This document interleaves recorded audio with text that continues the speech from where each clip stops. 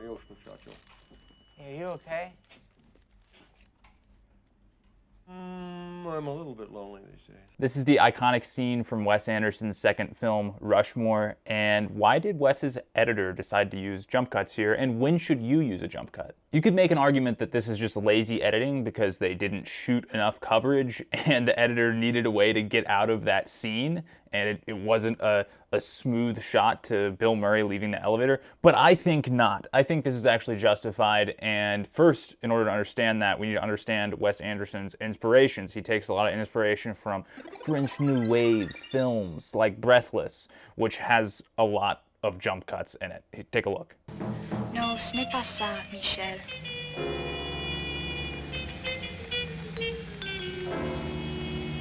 Pourquoi vous êtes-tu? For this particular scene, there's a lot of claims for lazy editing. There's a lot of people roasting this in the comments saying it's just trash editing.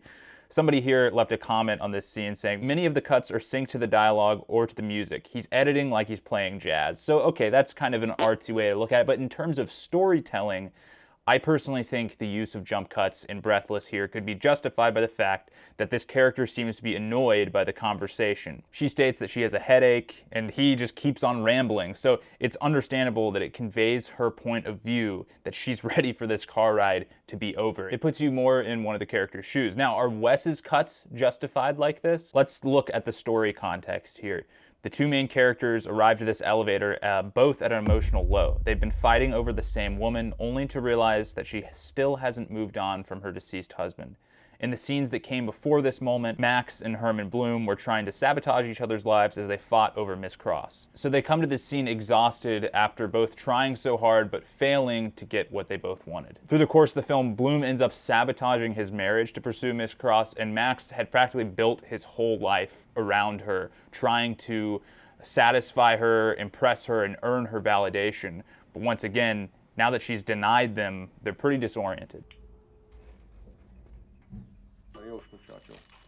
Are you okay? With all that in mind, I would say that these two jump cuts are justified. All right, so what's the takeaway for us? When should we use jump cuts? What's the rule of thumb here?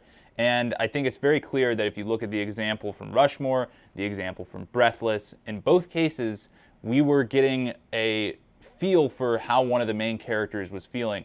In the case of Breathless, it was the girl. In the case of Rushmore, it was Bill Murray's character. We were experiencing that scene through his POV because of the use of jump cuts. We see that the characters are both a little bit detached, a little bit out of it, and sort of disoriented. In one case, she's removed from the conversation. She's annoyed by the conversation in the car, and she clearly just wants to get away and get on to the next thing. In the case of Rushmore, our character has hit rock bottom. So if you want to show that your character is, for whatever emotional reason, disoriented and indifferent to the things around them because they're either so low and depressed or because they're so annoyed with the other characters, it could be good to use a jump cut. And also, I will say, bonus points to the Rushmore editor. For the first jump cut, he uses the sound design of the elevator doors opening. I think a subtle jump cut here or there, maybe there was a lot in Breathless. Très jolie voix, de très jolies poignets, un très joli front, de très jolis genoux. If you use it like Rushmore a couple of times in your film, I think it could really spice it up. Have a happy day, my friend, and be sure to drop me a comment if you want to talk about editing. I'm here to nerd out with you all day long. See you later. You gotta just go for it.